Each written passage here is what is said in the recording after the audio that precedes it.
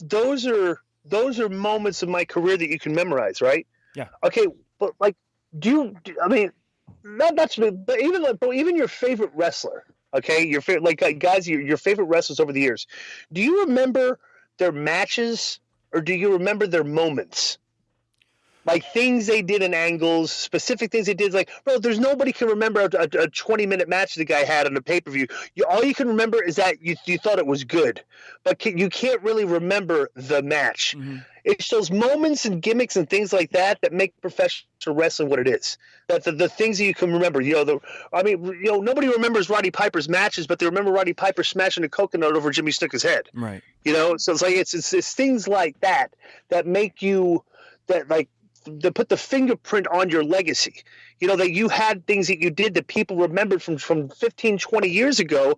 It wasn't a match. It was just something entertaining that you did. Yeah. And like these days, because everybody's so into the match and work, it's like we lose the sight of where are the moments? Where are those things that you do that put fingerprints on your career?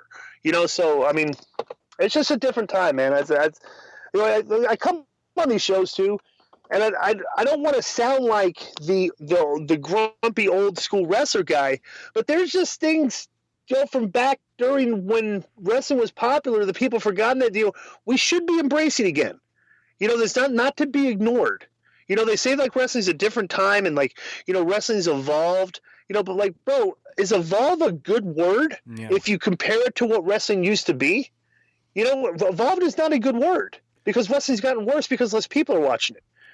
And there's things you could be doing that could get more people to watch it, but like, it's just this day and age, man, where guys would rather, they like, God, like I'm going on a rant here again. But it's like when I worked, back when during the Nitro, during the golden years, back when Nitro and Red Raw were kicking ass, there was a competition amongst the mid-card guys, because we knew that the top guys were over and guys, knew there was the glass ceiling, but we had a lot of competition amongst each other, right? Yeah. And the competition is you wanted to go out there and get a good reaction, okay?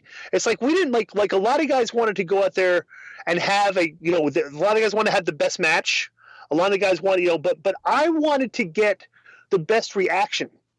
I knew I wasn't going to have a better match than Eddie and Jericho. They're wrestling each other, and so I knew that they were probably going to have a better match. But I'll tell you what, if I went out there, did my job correctly, and I get the Disco Sucks chants loud enough, my match would get an equal reaction to and crowd response to their match. Yeah.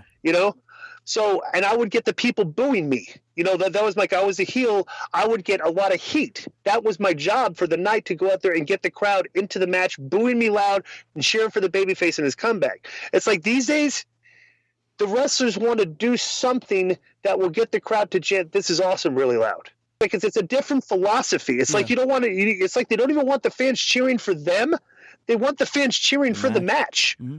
And I'm like, that's so far away from what professional wrestling is supposed to be doing to engage the audience, and that's, like I said, this comes across as like old school, the grumpy old guy, but bro, there's a lot of sense to what I'm saying.